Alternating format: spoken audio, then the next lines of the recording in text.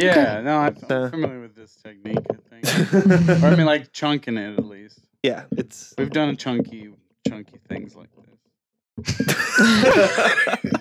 I'm great on podcasts. Yeah, no, you're veterans. So articulate. Everybody. So I'm going to do my little introduction, and then we're going to get into the conversation. I'll introduce everybody, and then we're going to talk about the current state of rock music what the fuck is going on, right? Because I'm sure we all have some opinions and things. I mean, I'm here to talk about it. Word. Hello and welcome to Start the Beat with Sikes. My name is Sikes, and this is my podcast. Before we get started, I just wanted to take a quick moment to thank everyone who checked out last week's episode. If you're one of the people who listened to that conversation, I hope you enjoyed it, and thanks so much for coming back.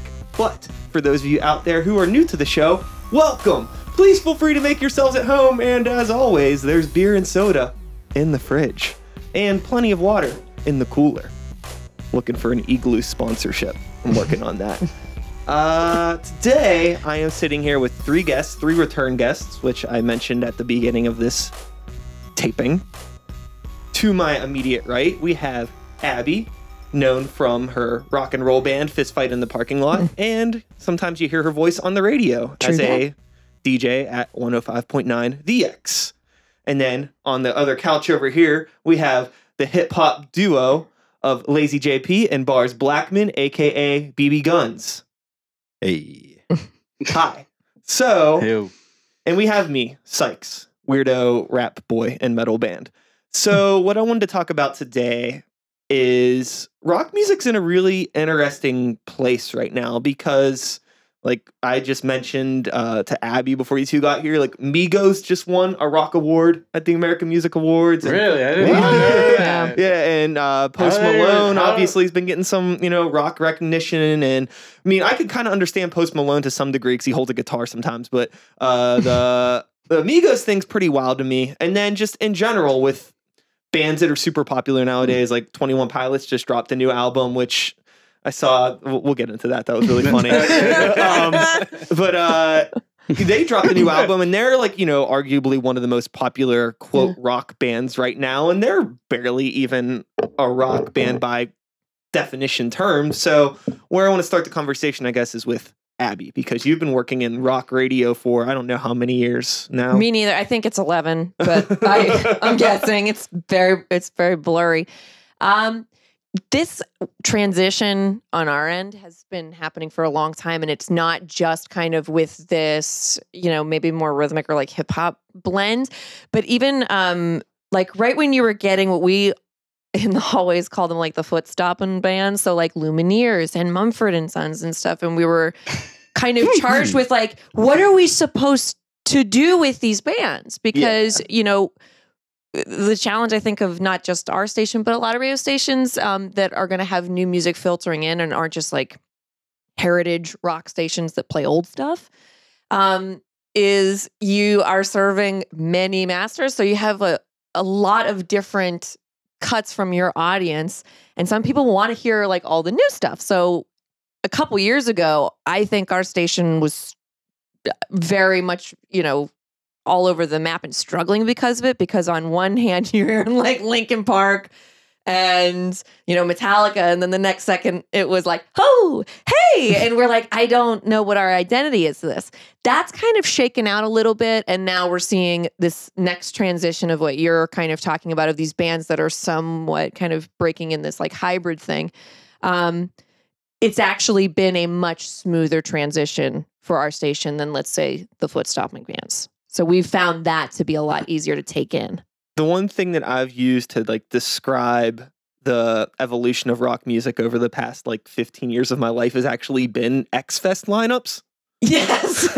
I don't know. It's based on the old t-shirts or something. Well, no. I mean, I remember I went to an X-Fest when I was in like 5th grade when like it was like Mighty Mighty Boss Tones and like Deftones and like all these other bands. And then it transitioned to like maybe like Cold War Kids and like the Jack most White recent and, like, one was these, like, very alternative for sure. But there was like definitely a couple years in there where the bands that were playing X-Fest, I was like, man, this is really a sign of the times. Like there's no There's no yelling bands on this. There's no like hard rock. Totally. And we see that too. I mean, that's, that was a little before my time, some of those X Fest, but I know that I have posters in my office again that predate me that like, the whole lineup, you're like, holy shit, it's like Disturbed and Evanescence and stuff. And like, there's a part of me that also doesn't want to do that.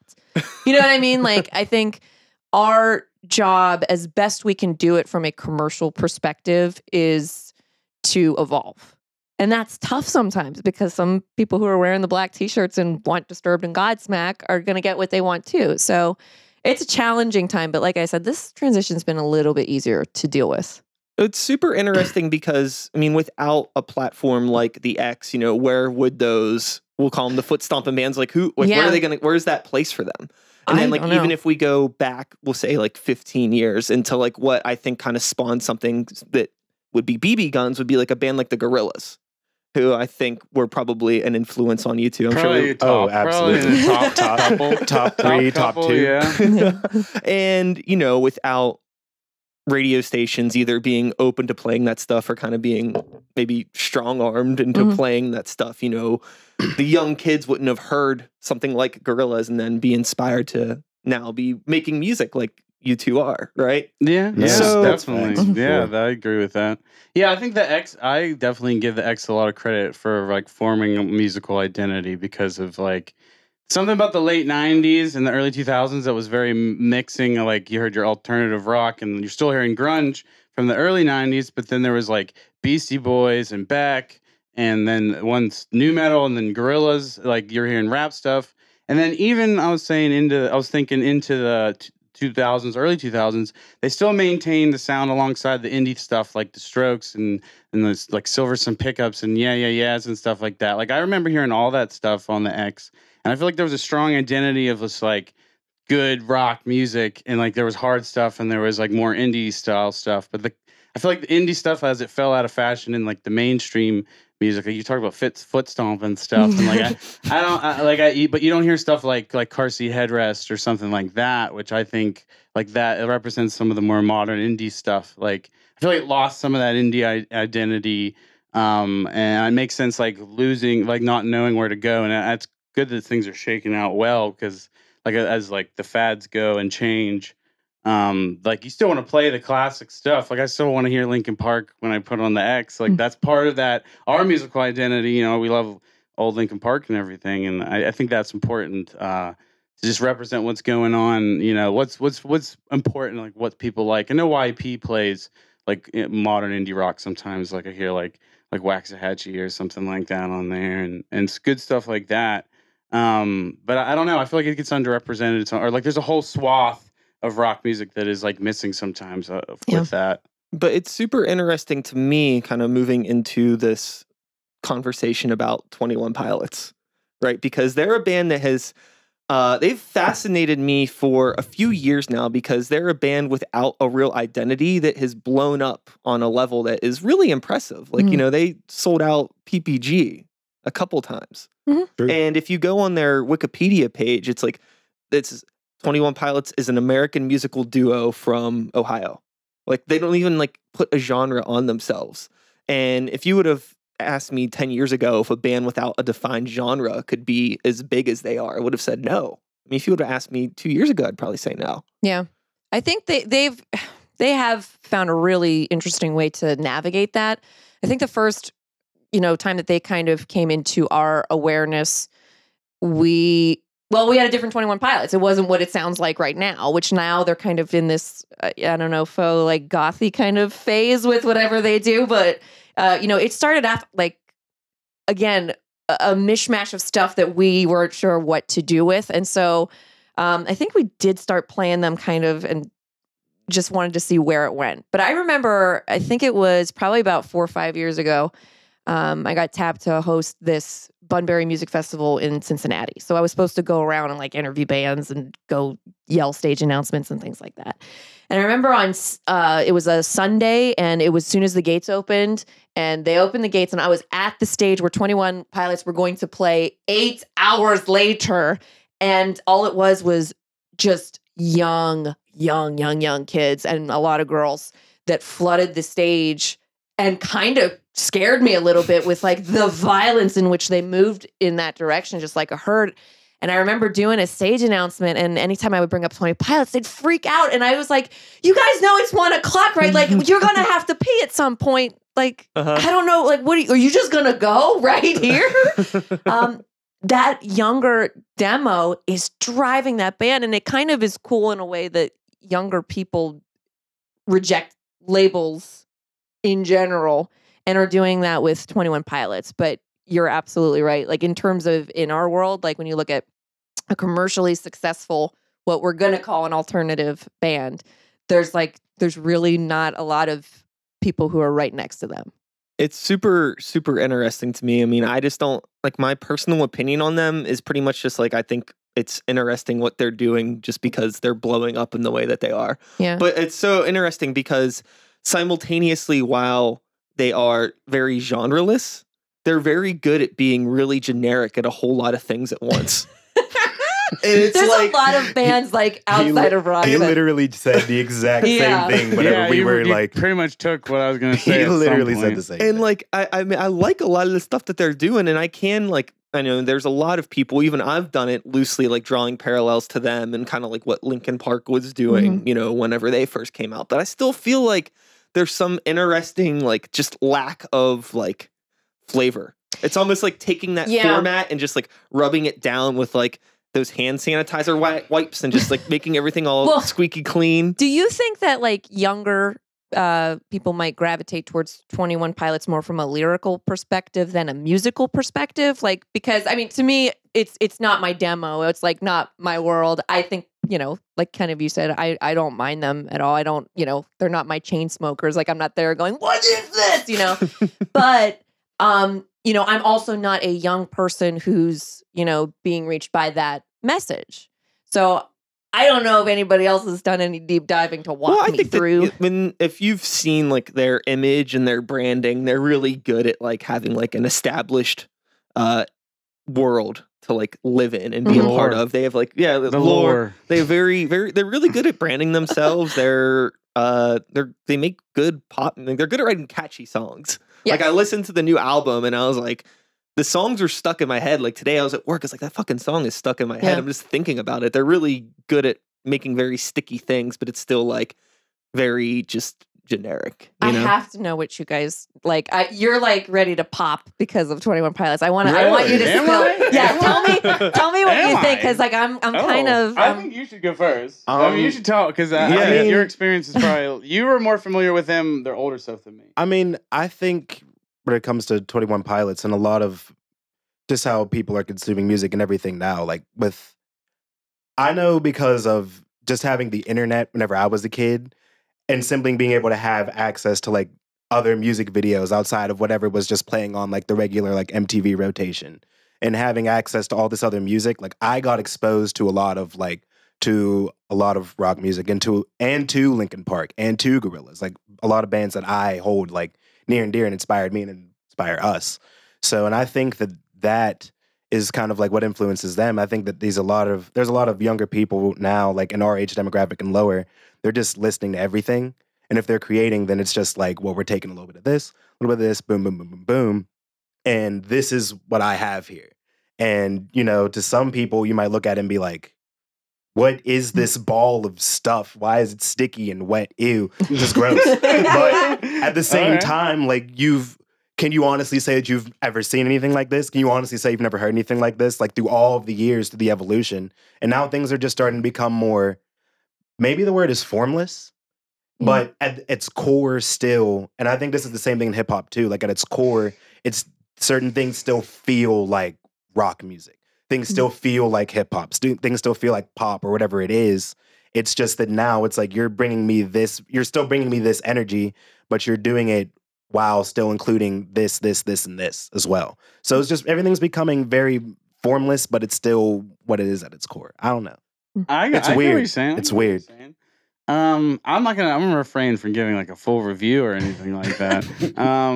Because I've never had a problem with them because I like he said they are obviously influenced by a lot of stuff that we are influenced by, and pop is something that's very important to what we do also. but I think that I think maybe coming into the games like blowing up and having so much commercial success, not only in like the X realm, but also like they were played on Kiss when they Yeah, had they're the everywhere. earlier Yeah. hits. Yeah. So like they had like a almost like pop star level appeal with those hits. Where there's not a whole lot of bands that can cross that line to be played on a Kiss FM and on the X simultaneously. Yeah. You can't think of many. And I think that level of success like lends itself to a lot of commercialization and like and production levels in the studio, like a lot of money in the studio. And that's what I feel about this new record is like it's definitely like the ideas are cool. This has all the elements of things that I would love, like, and they're putting them together in ways that I should really love.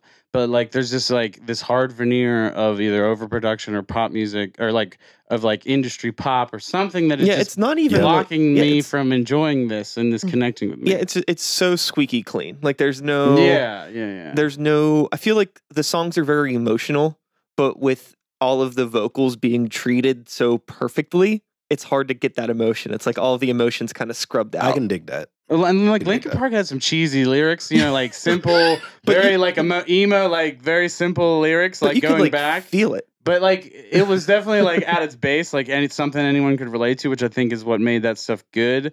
But like there was also like edge, and there was also still like you've never heard this stuff before. And you know, like, I've never heard anything really like this. What's really funny is whenever Hybrid Theory came out, that big Linkin Park album, I remember there was a lot of people that said that was overproduced for the time. And now, you know, however many years later, it's like, man, I wish we could go back to something as raw as Hybrid Theory is basically what we're saying, which is like pretty funny. So fucking. It is definitely super produced, but like I don't know, like just the I feel like you hear like the Nine Inch Nails sounds with hip hop stuff and like the screaming and the rap. I don't know. It definitely was a pretty produced record, but I think it needs to holds be. Up. I think like you need some elements of production in order to achieve a certain sound. Otherwise, it's not going to come off right.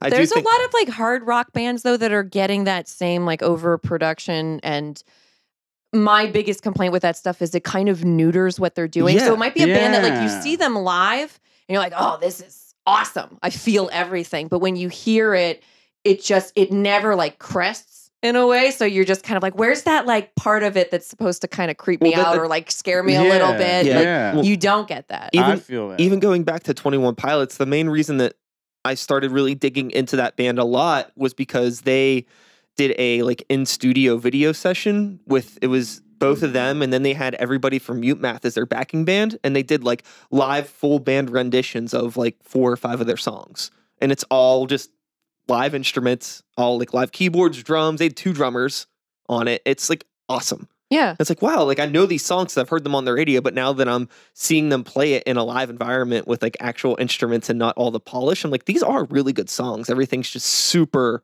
over processed. So that really goes back to what you're saying. I feel like they're a band that, man, like they could be so fucking great, but everything is just so be a little raw. Clean. Be a little raw. And then it gets back to my the indie rock thing is like a lot of those bands, like I feel like Car Seat Headrest brought up earlier, has a nice balance of it being clean, but it being like raw when it needs to be, or like fuzzy and distorted when it needs to be. And like, I don't know, it's a good balance. And that's how I feel about them to the mid 2000s stuff, like the Strokes and stuff. Like it was very produced, and those records did, you know, numbers and all that, like the White Stripes and everything, but it still like had enough of the fuzz and the buzz to like, I don't know, I think that not lose that human element. Well, the fuzz and the buzz was just more normal then. It wasn't even like it was an aesthetic. That was just it was the way. What technology allowed us to do. And now, like the everything early is so 2000s was pretty.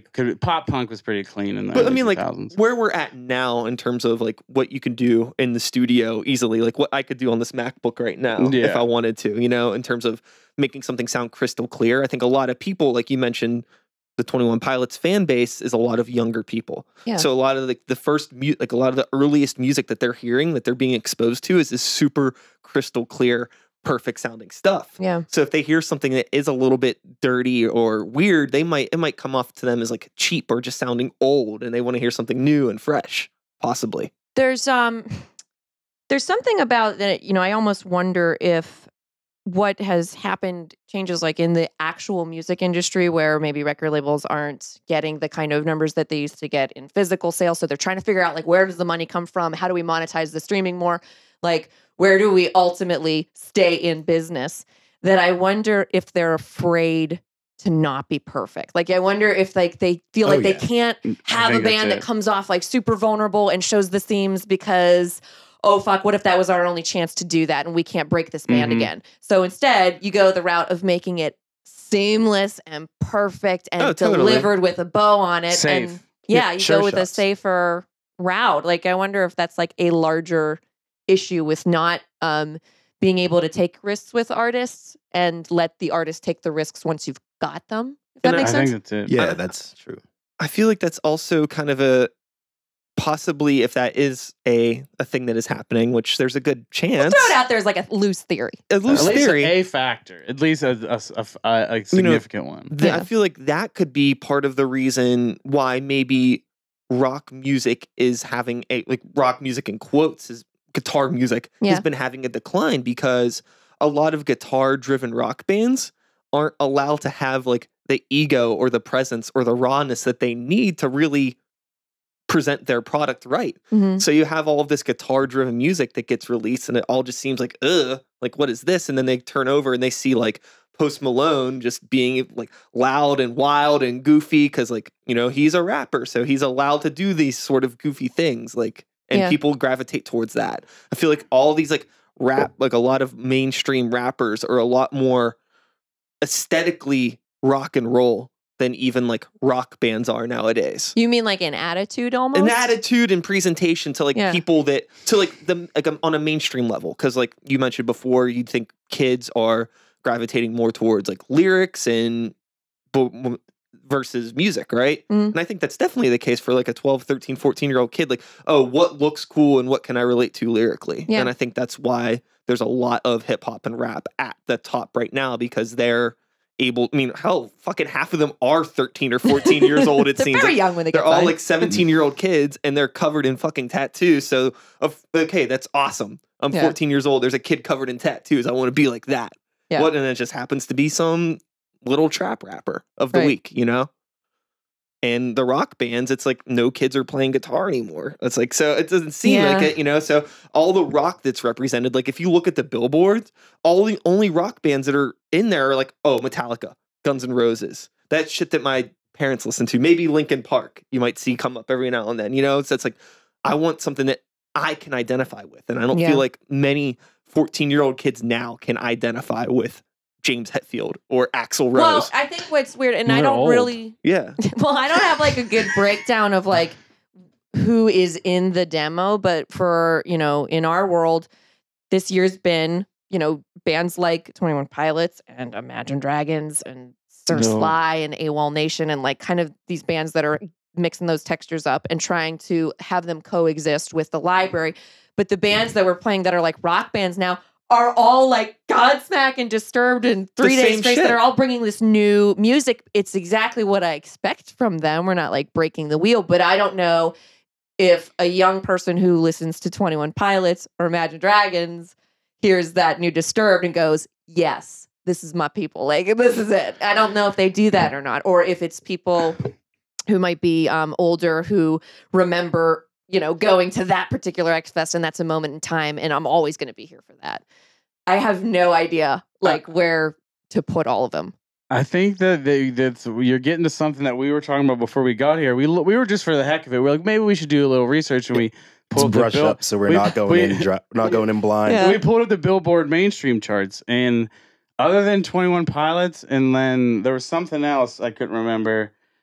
Ghost. It was all Ghost. It was all old bands that had new songs. Like that I would consider personally has been kind of things. Like they must be still selling records because like that's why they're there. Like obviously, so I can't say that they must have some relevancy. But to me, like I was so surprised that all these people not only were still putting out records, but that they were all on the charts. Like I was just amazed. I saw there was a couple. Like I'm trying to like not lambaste like our playlist or anything like that. I'm sorry. But no. I'm not saying that you were.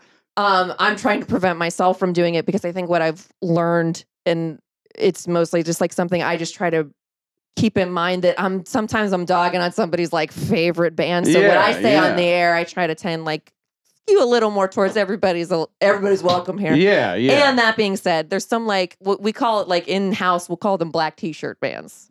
Yeah. So they're just kind of like, you see that guy in the black t-shirt and you're like, you like Disturbed. And so there's bands like, Disturbed is one of them, or even Godsmack, where I saw that they had new music. And I remember us having a meeting and I said to my boss, does anybody care about Godsmack? And he's like, I think they do. And then that show that they did at KeyBank, like, did boffo numbers. And it was with Shinedown. And I was like, okay, I don't know what's... Shinedown was another They're one. on the chart. Yeah. So, but that's another one where I would have said to you, no. Like, that time is library now. Like, that's heritage music now for our station, or that's library. But those bands are selling out. So I'm like, I'm very interested in who those people are. It has to be older people, Yeah. because my dad still listens to the X, and he's been listening to the X since that's how I was exposed to it as a kid. Like, because he had me when he was in his 20s, so I've been the X baby, and like, so like seeing it like now, it's obviously, I think, to me, I don't know, this could be wrong, but these people are getting older, but they still listen to the same station, and they want to hear more. Like, because I remember even a few years, I remember Bush had like a comeback thing of singles, and I remember not even hating them, like, it's like, oh, cool, I like Gavin, so I think it's like people want to, it's the nostalgia member berries thing market. It's like a member berry market with mainstream rock, because like you don't have this influx of new bands that appeal to them, and like the younger people that are the indie rock, is apparently not enough compared to like the pop appeal of these rap Post Malones and Migoses and all that. Yeah. Like, so they don't have that kind of numbers, so they're not going to get on the mainstream rock station. So I think that's the issue, is that that those bands aren't appealing to young people, and even like rock music in general is not getting to young people like those artists that you're like, they're just not connecting with them on that level. And I think there is a wider pop appeal to a Post Malone that still doesn't have like that, I don't know, that blandness. And like, even though I think he has a little bit, but not to that degree. And with Migos and all those other guys like Uzi Vert or whoever you want, all those little guys, like they all have that appeal, and they have an edge to them still, despite like having a wide appeal. It's so wild to me now, like seeing all of these young kids that are like yelling on top of rap beats. And I'm like, man, like I wish that I was 10 years younger, because I'd feel like I was in a much better environment. There's that part of me that's like, as somebody that creates music that's kind of hard to define at times with Sikes, I've always had a hard time finding a pocket to fit in. And I feel like now is probably the most like the net's been cast wide enough where I feel like, oh, there's actually like a place where my music can exist. But it's simultaneously in a time where more people are able to access the most amount of music ever. Yeah. So it's like, fuck, like not only is like, it's like I have more of an opportunity, but it's also like, everything's gotten so much denser. The pool is much bigger now. The ocean has turned to pretty much concrete at this point. Like I am not, like, how do I get in there? It's super hard. Yeah. So with you being somebody that also plays in a rock band, a metal band, I don't know where you would have... I think rock, but people keep calling us metal band, and I'm not... Oh, I'm like, okay. I guess. Maybe. So... Fist Fight in the Parking Lot has been an active band for probably the better part of a decade, if not longer. It's right? coming up on like 8 or 9 years. I think. Right? So how has navigating been being in a rock band in this through all these things? Because you see things at work, you hear music, you're aware of trends, you're aware of what's going on. Like, does any of that affect the band and like how you decide to move forward with writing new material or taking opportunities with shows, or like how does it have any influence, or do you keep it separate? As a general rule, I always try to keep them separate. But I think what kind of happened is I used to be in a band called the Motorcycles, and I think that we were taking that very seriously in terms of like, how do we make this work? We're going to play every show. We're going to do any tour we can do, and we worked very hard at that. That same time, there was this other band called Mojo Filter who I think was trying to give it a good shot as well. Now, years later, the fist fight in the parking lot is, you know, a member of Motorcycles and Mojo Filter.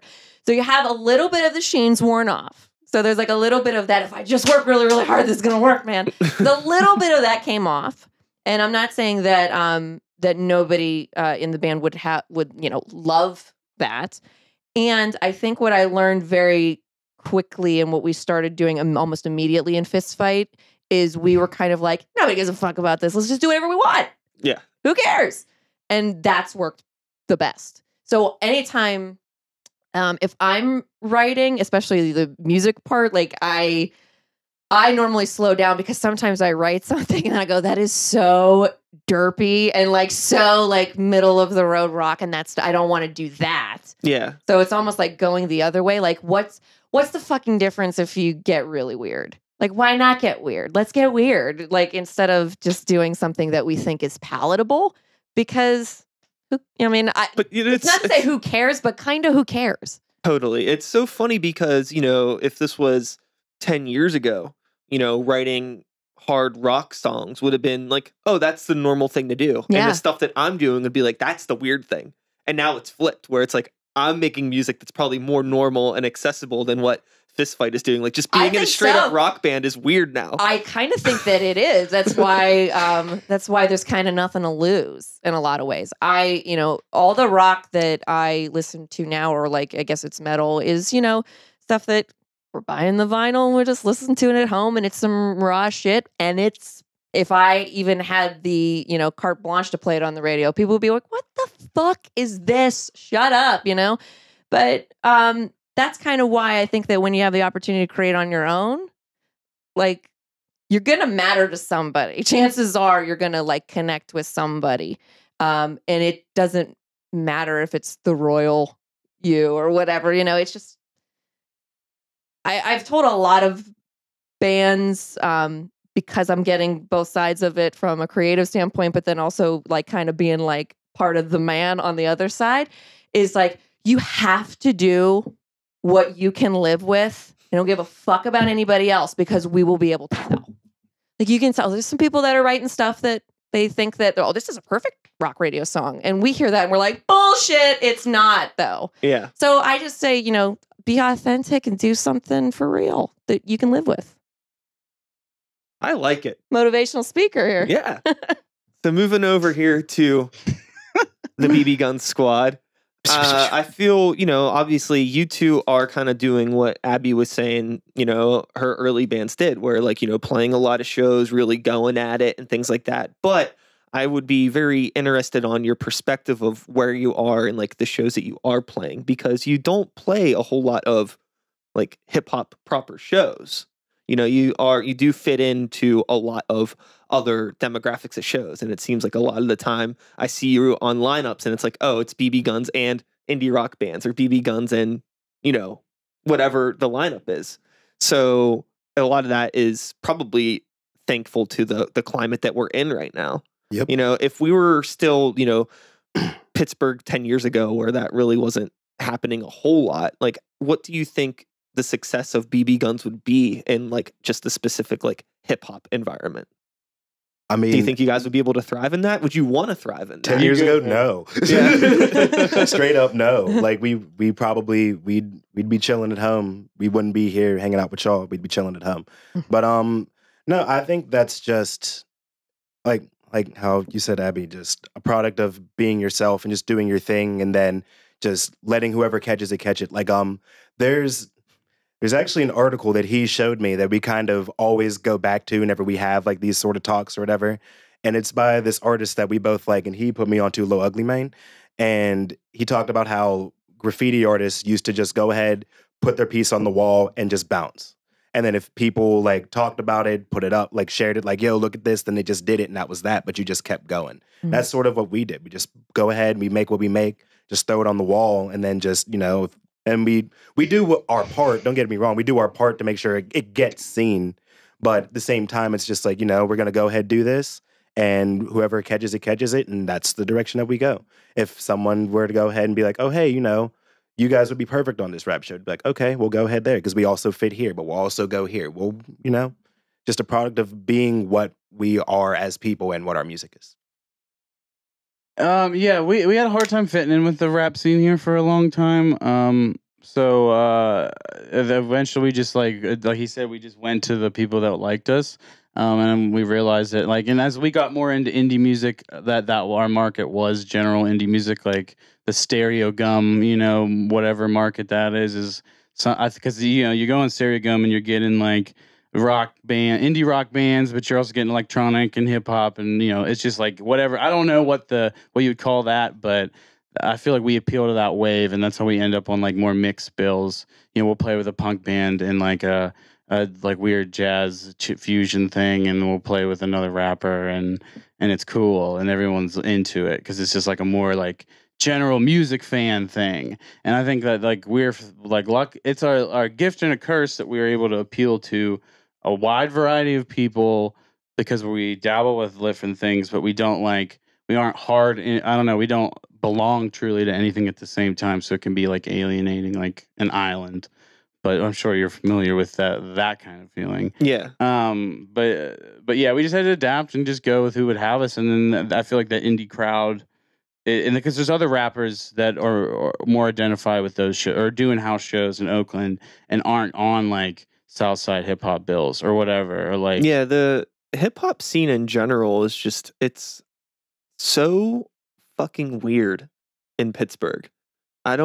It's that place. It's that way in other cities though. Is what we've learned now that we're touring more. Because on tour, it's like hip hop show, in DIY indie house show, indie house show party, rap show at a bar, and like the difference is wild, honestly, and like has nothing to do with like the people and themselves. It's just like the crowds that they like. It's just like harder to get people out, or they're not like scenes or whatever. Like I thought that it was just Pittsburgh, but it's other cities too. Like other of these size, like Ohio has indie hip hop scenes, but it's not. It's kind of they have similar struggles. With the mixed shows that you play and playing Oakland shows and basement shows and things like that. I feel like the local scene in general, not even just hip hop or rock, is having a really interesting thing right now because there's not a whole lot of places for young kids to discover a local music scene and thrive outside of your Robotos and places like that. But even those are pretty like polarizing environments. You can't really like most of the shows that happen at a place like Roboto, nothing against anybody that's involved with that, but it's like, oh, this is the hardcore show, or this is the rock show, or this is the rap show. Yeah. I mean, there are people that are doing things there that are cool, but I wonder how much of this too is just me being, in my 30s and just kind of over everything, and just like how much of my like jaded mentality is getting into my thought process. I've definitely I find myself sticking up for DIY a lot, and like Roboto is like the only venue real hub that they have.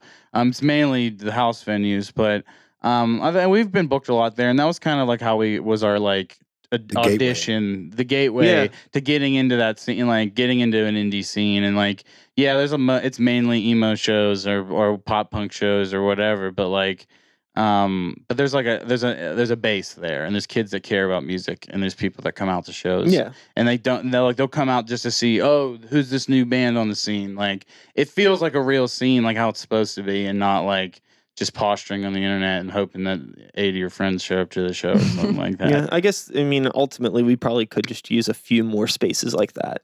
And maybe it would be cool. Cause just from my perspective, even though it's not about me, like I just feel I very rarely, I always feel awkward anytime I'm at a show at Roboto, and I don't know what it is. That has nothing to do with, it's not the fault of anybody there. I just feel like, okay, this is a scene for these people here, but anything that I want to do isn't going to work there. Like if Gray Walker plays a show at Roboto, it's fucking weird. And then you kind of have to bring your own people, or you have to book people that appeal to those people. Like that's the thing. If you don't you have to blend it. Or if you just, I'm going to do my own thing there, it's harder than blending the edges together with what they're already doing. And they book bills that are they're all kinds of different, acoustic act and swamp walk, and then a indie band and an emo band, like a screamo band. Yeah. You just don't I like that about that, because they are more open to mixed stuff than other things. It's just, I guess, interacting and playing shows with like the people that are doing things in there. I'm just like super interested, kind of getting the conversation somewhat back on track in terms of like rock music in the future. Well, the thing is, because like we're talking about the kids, you know what I mean? There's a whole slew of kids running to the stage to see 21 Pilots, right? Like young kids. How do we get young kids more interested in local stuff? But that's even not necessarily the point of this conversation. It's just a thing that I think about a lot, because the thing is with those, when I was a kid, going to like fire hall shows, that's what made me want to be in a band. Not like going to see like Deftones and stuff like that, because I was seeing those bands, but when you see it on a local level, it makes it a lot more obtainable. Like, like that's Jeff on stage and he's friends with my buddy Mario and he goes to that other high school and he's so cool and he's older, he plays in the band, I could play in a band. Like that kind of bullshit. Yeah. But like now it feels so limited, but also maybe it really is the same as it always has been. It's just my scope was a lot more narrower when I was younger. I'm sure everybody in this room has played bad shows. Bad shows that either they were set up bad, the bands didn't treat each other nice, or whatever it is, and that can make us a little harder to please as we move forward, either in what we say yes to or what we'll go to ultimately. So I think we're all probably in danger in some way of losing a little bit of our glow in that way. But I mean, my gut says that there's little revolutions happening all over the place. And I don't know specifically how you get a young person interested in playing music other than for it to be attainable for them. You know, and now the thing that's making it more attainable instead of, you know, maybe having like the cash to go get an instrument is like you might already have a computer, so let's figure this out. And that might also be part of what is kind of spawning creativity in a different way, in a more electronic way, and maybe those rock fundamentals kind of sneak in. But it might be that accessibility. Instead of going to a show, maybe it's already in front of you. And I think that a big part, going back to like Godsmack and Shinedown, why those shows are probably doing crazy numbers is because all those people that grew up like buying CDs and going to concerts and things, like they have kids now and families and shit. So they're they're dragging that a lot. They're dragging the whole fucking, you know. I get a lot of that. We're like, my 8-year-old loves this song. I'm like, holy shit, isn't it like a little outside of her demo? It's like, okay. That one dude, that one Godsmack fan that would have bought a ticket now 10 years, 15 years later is like 5 or 6 Godsmack tickets because, you know. There's so many more. There's little baby Godsmacks. A couple kids. You know, somebody's cousin, one of the kids' friends from school, it becomes like a whole fucking carpool. Like I said, like I think that's one of the things, like when I try to be careful about, you know, God, I feel like we've thrown Godsmack under the train and just run them over a bunch of times. But like, you know, I always do have to remember, like, there's a reason, like, you know, there are lots of bands that are making lots of money and get a lot of fame that make many of us scratch our heads and going, who is this reaching? But it is reaching somebody. And I've learned, like, it's less my job now to decide why. Why do you like that? I have a couple lines where I'm like, no, you cannot like that. We're not fucking going there. But it apparently is not at Godsmack. Yeah. I was going to ask you, like, you know, how do you feel about just this current state of rock? I guess outside of the foot stomping things, you're probably pretty much fine with that's kind of like, it's weird. Like the foot stomping things have kind of like, oh yeah, that was it was a real moment in time and it got saturated really, really quickly. And there was a little bit of now like a backlash to it. And as I say that, the Lumineers are probably like, we're coming for you, Barbara. But like there's like even Mumford & Sons kind of like ditched that approach and are, you know, started writing, like they wrote a rock record, and this new stuff that they released is a full band. I actually am better with where it is now on a rock and alternative side than I've felt in a really long time. Like I said, a couple of years ago, there was almost like a little bit of an identity crisis because the two worlds were so different that you were thinking, like, in terms of our library, where's the connective tissue? How do I connect you from listening to the Lumineers and put it up against Korn and it not sound like a train wreck in your brain? Like, how do I make this playlist flow? And that was kind of tough because then you were clumping things together that were like really wussy and then really, really hard. And you're like, oh my God, I don't know what to do here. I feel better about it now because the bands around the center are doing things kind of like AWOL Nation's like my favorite example, because if you listen to an AWOL Nation record, it goes like from like he's like screaming like almost like in a Nirvana kind of punk way, and then he's doing like really smooth stuff on the other end. So like that's a nice band that connects the dots for me sometimes. But we're kind of like 1 foot in active rock, so get to play Ghost, and you get to play like more of our black t-shirt bands that we love so much. We're playing like, Code Orange and things like that. We're going, yeah, this is fucking cool. And this is happening. And somehow, because the more electronic bands are keeping the crunch, like we're getting away with them too. So we can play Sir Sly, and you can play 21 Pilots, and you can play just stuff that's got a little bit of creep to it, because it kind of just puts it all together. And then you're saying, okay, people might like all of this music. Because normally I hate it when somebody says, oh, I just like a little bit of everything. And it's like, shut the fuck up and stand for something. But like these bands, like there is something that's connecting all of them. And I feel like it's attitude more than anything. So where do we think it's going to be in, I want to say 10 years, but everything's moving so fucking fast. Right? It's moving fast. We'll say 3 years. What do we think? Like, because like it's just. What do we think in terms of like what's going to happen to rock music, or what do we think? I mean, like, do we think this, I guess my curiosity is in just guitar-based music. Do we think there's going to be a new, young, guitar-driven band that's going to be able to... I mean, there are, but they're doing old stuff. To fill like a stadium. Yeah, I'm not talking like a Greta Van Fleet or that's one of those what I mean. bands. It's like the bands that are like catching people's attention are doing old stuff. And there's a whole, generation that, didn't have a Teleropa, then all of a sudden they're being like, wow, this is really cool. What is this new stuff? And we're going, well, wait, no, that's Led Zeppelin. That's probably interesting, because those kids, their parents probably are like, they don't even listen to it because they don't even listen to Led Zeppelin because they're busy with Godsmack or Shinedown, right? And then, so they have no idea about this other world that even exists, right? Yeah, I think I have a little bit of faith, because I didn't see Greta Van Fleet coming from a mile away. Like, I never heard of them, and it was just like one day you're just like, who the fuck is this? And everybody knows who they are. And I was kind of curious with them. I was like, are the rock and rollers going to give these guys a pass? Are they going to be like, oh, you sound exactly like Led Zeppelin? That's fine. We're here for it.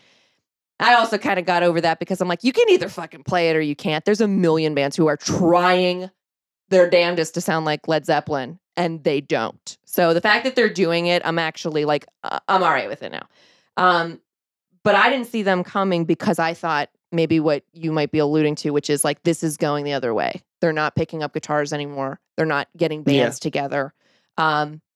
Because little sparks like that are happening, I think there's always going to be like that niche of people who love rock in a really pure form and will keep the torch going. And they just might be the kids that are on the outs, where they used to be like the main shit. Now they're like, no, we're over here doing this, and you're the dorks now again.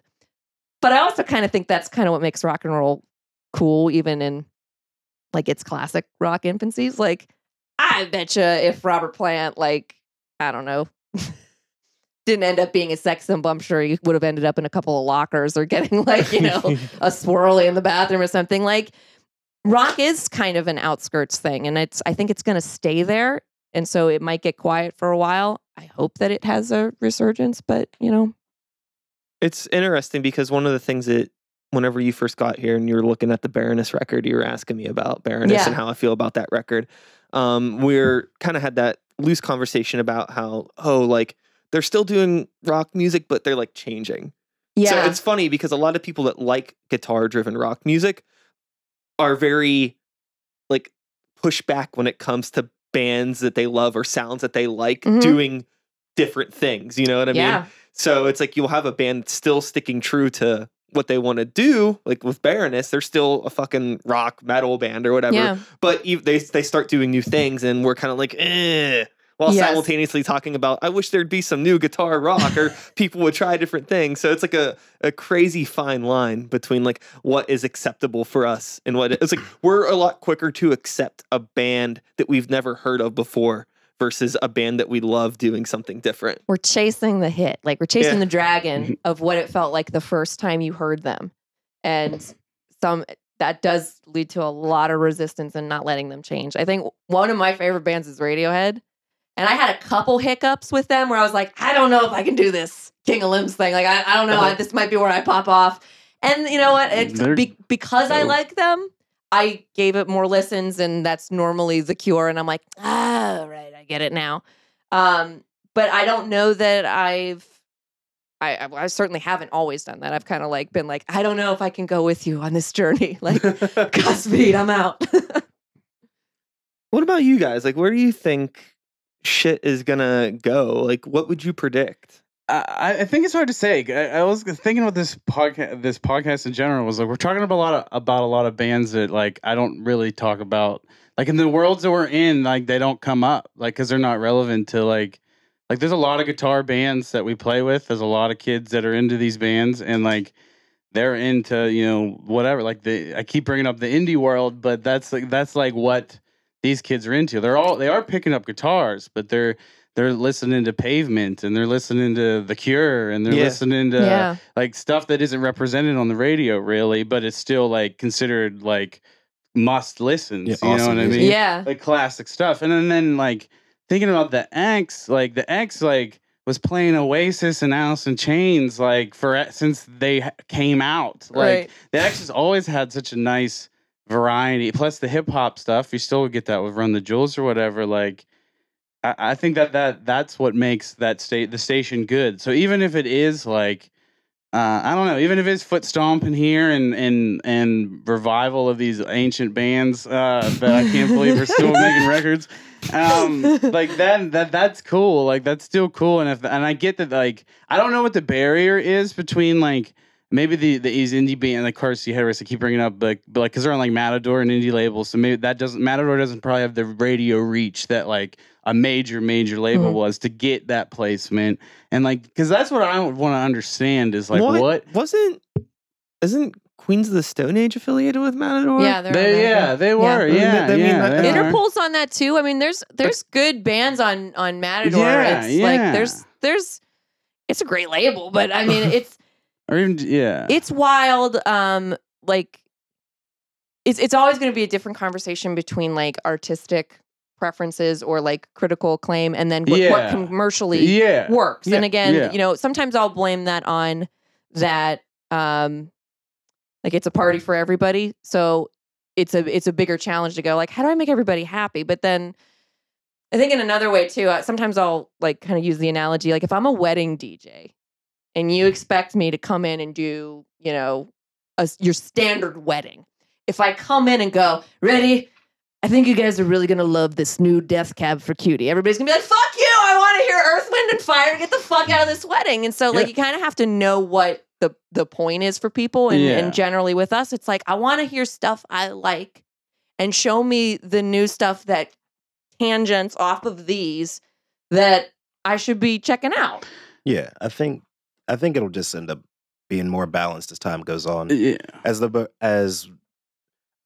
walls start being broken more down between genres, like not that they're like super strict walls anymore, but as they continue over time to just get chiseled down more and more and more, like it's just going to be more balanced, and you're still going to see like some of these older bands, and they're still going to be doing their thing because there's going to be a pocket of people that want to hear that. And you're going to hear these indie bands because there's going to be people that want to hear that. There's going to be plenty of people that are going to be like Post Malone and whoever else, because everybody's just going to want to hear that. And there's going to be songs just like how I'm sure there was in the cycle at some point before that'll cross over between everybody. Yeah. And then everything will just be all hunky-dory for a while. We're starting to see a little bit of that again. Like to your point, like there's starting to be bands that are popping up that we're playing, and then sometimes a little too close for comfort. All of a sudden I'm like flipping around and I'll hear it on Kiss and I'll go, hey, wait a minute. Like, wait, no, it's our band. What are you doing? Yeah, Imagine Dragons I've definitely heard on Kiss before. Right. Or like 21 Pilots. Like I have to listen to to Kiss at work sometimes. And if I had $1 every time I heard Heathens a couple years back. You're like, I'm not going to go see Suicide Squad. I'm just not going to do it. Exactly. Like, sorry, I don't care for Jared Leto today. I'm not doing it. Sorry.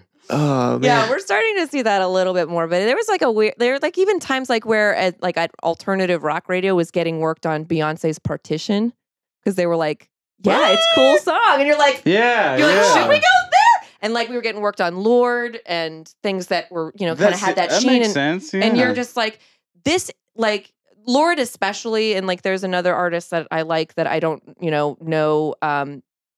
We've tested it a couple times to see if people like respond to it and if they dig it or not. King Princess, that I'm like, how does this hit ya? And it's a mixed bag because again, sometimes some of our more like loyal, like standard, they call them P1s, are like, what is this? Like, this isn't what I came here for.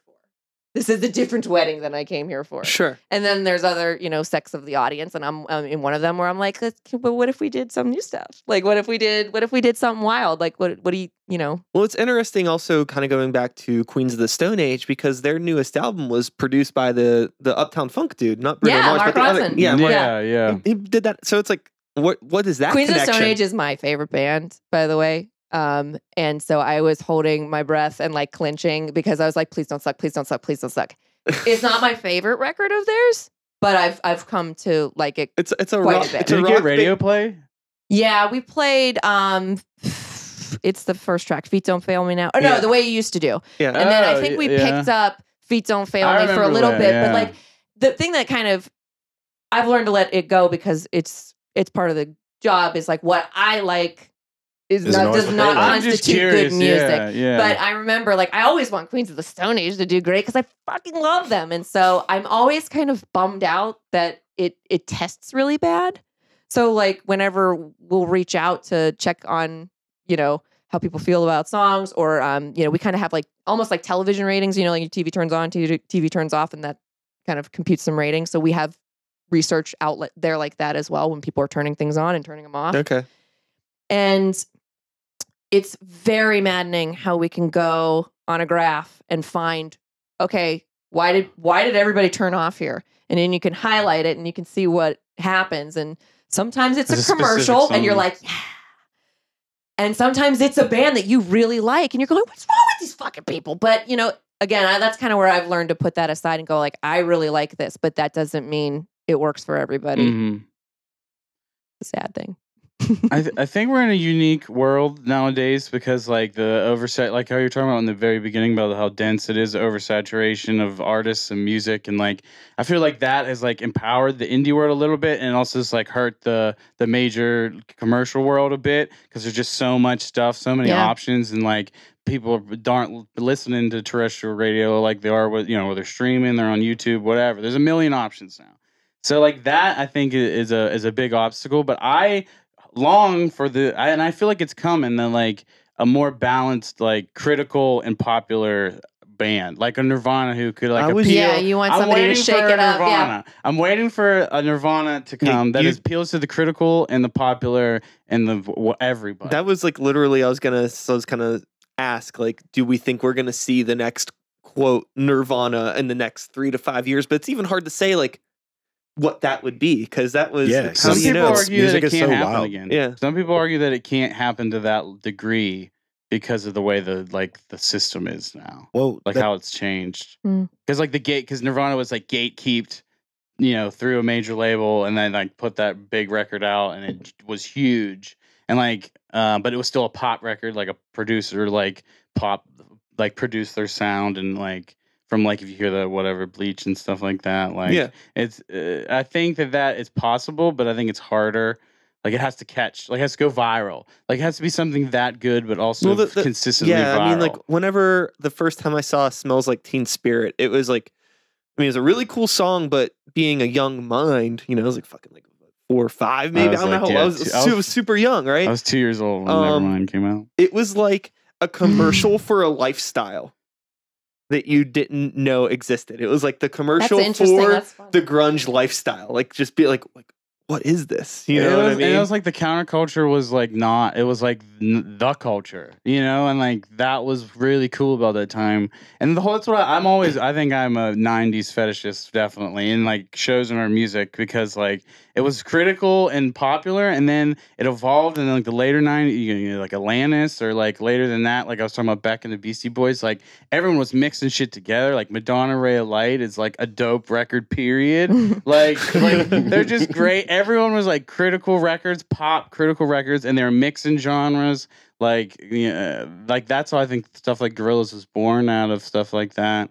Like I long for the day. I don't know if you're familiar with Brockhampton. Yeah. I would say that they're a good example of somebody that does well critically. And I don't know, they get radio play in some markets. My brother lives in LA and they play out there. But and I think they could appeal to an X audience, and I think they could appeal to a hip hop audience, and I think that there's more people like that. Like there's guitars on plenty of songs, and there's 808s on every song. Like and I think that appeals to young people, and it appeals to that Odd Future lineage, but it also is like good and critically good. And I don't know. I think that's my examples. I hope Brockhampton, more stuff like that happens. And to the point of how things are like dense now, I think that's like the double-edged sword of the times is like now, because anyone can have a laptop and be able to just go ahead and make anything. Like that's great that everyone can express themselves, but at the same time, whenever you have to look at it from a business perspective, I guess, literally anyone can make anything. These artists on any genre live and die by the week. Someone becomes the hot thing, go ahead, puts an album out by the end of the season. By the end of the next season, they're on Love and Hip Hop or whatever show you want. It literally happens every day. So that's where it turns into how you were saying earlier, how major labels are keeping things clean and are afraid to mess up because this might be the miss, because there might not be that much money in it on that level anymore. So, if we just go ahead and take Lil Whoop-de-Whoop down the street and go ahead and be like, we're going to go ahead and give you all these millions and give you all of this, and then your album flops, then, that's an L. Yeah. And these days you can't afford to take those L's. So, and that's because of that, and because of the internet and everything too, because you can't really have gatekeeping necessarily anymore, because anyone can just enter the arena at any point. It's how you got to figure out a way to sort it. It's like everybody being able to get on like a Netflix like comedy special. It's like they're not all funny, man. Exactly. Like there's only so many, but like everybody always says that like Netflix is like the straight to DVD now. It's like it just skips the red box, goes right to Netflix. Yeah. Boom. And then and you know what? There's great stuff on there. Yeah. But like you and I, like whenever I came in and I like pulled out like, like reference like a horror movie, be like, oh, did you see that? Like it's more common now for us to not have seen the same stuff, not to be watching the same shows.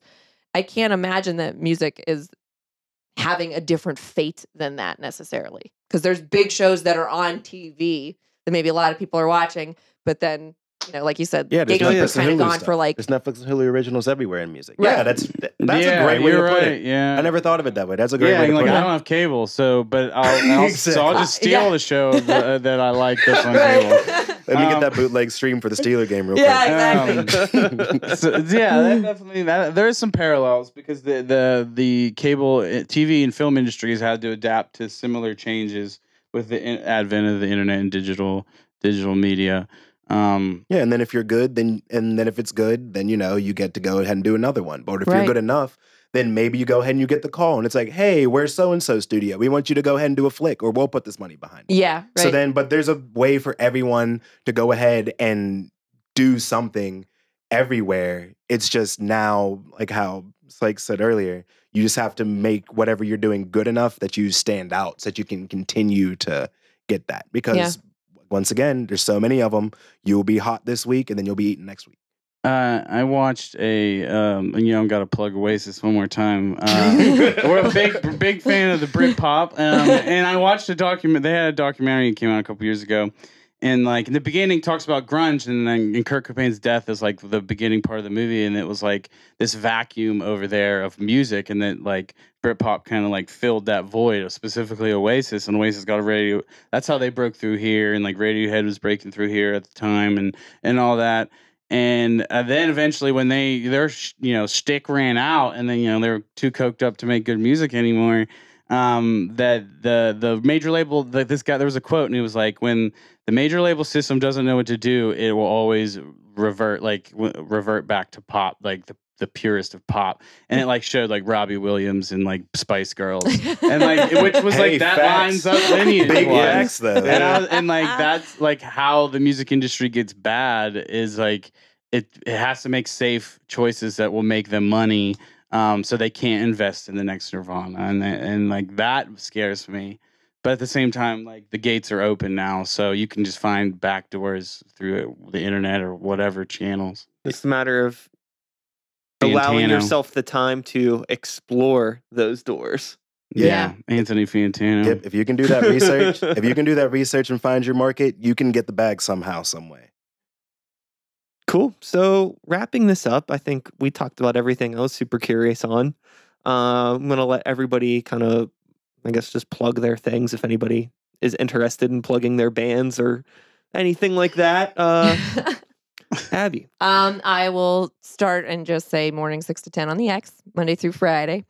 Usually very, very sleepy. I will say that I'm a little bit speaking out of school, but I know that in the upcoming months, the X has some pretty big initiatives for local bands that we're really excited about to do our part to kind of lift things up and give people some opportunities.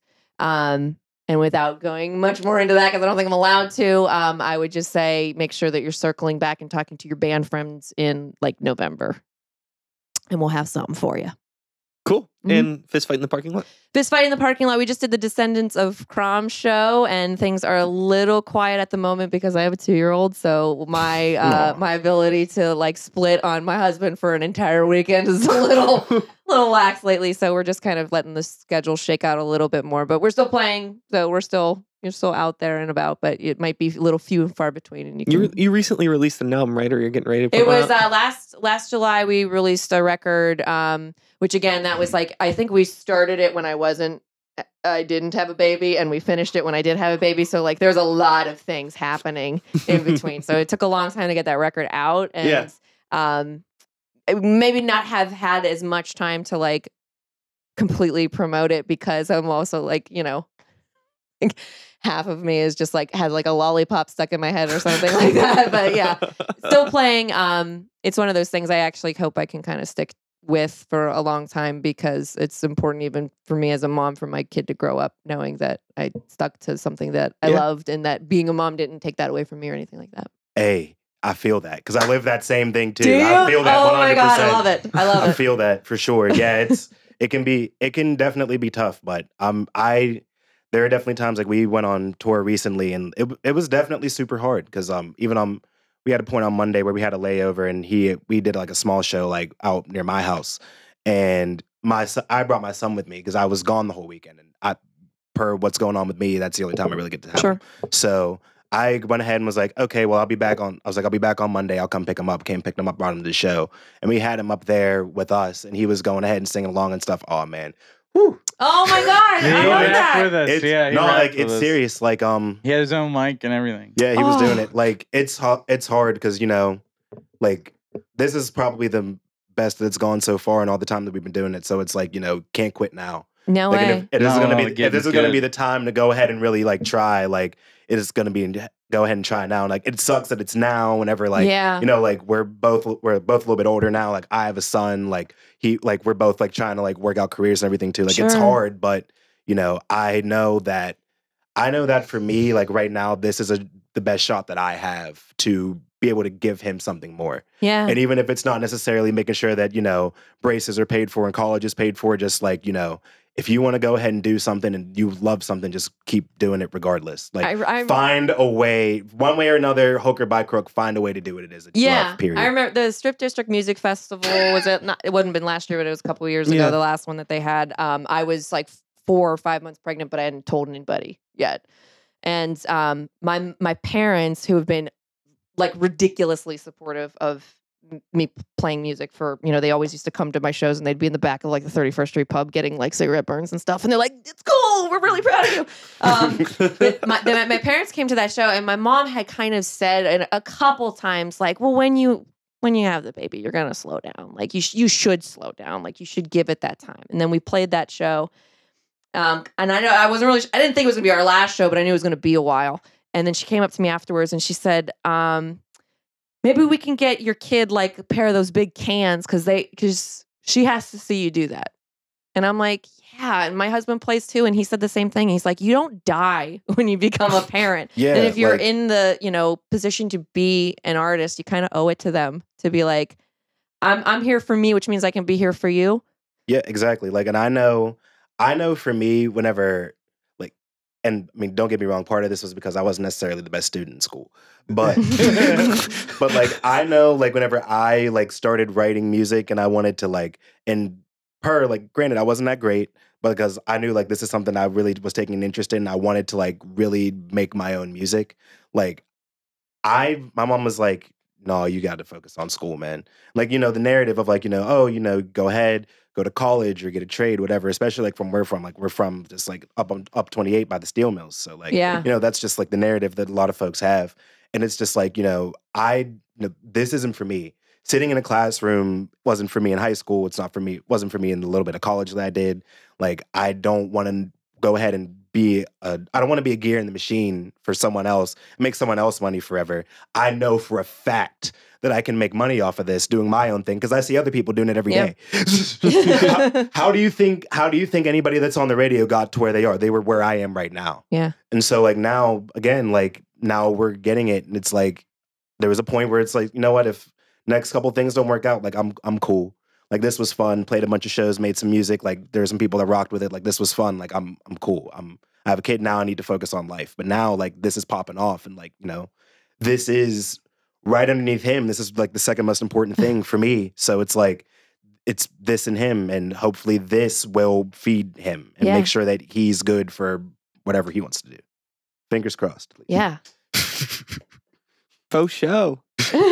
or hey, we'll both, or you'll have awesome music to listen to, and we'll both just be broke forever. Yeah. More likely.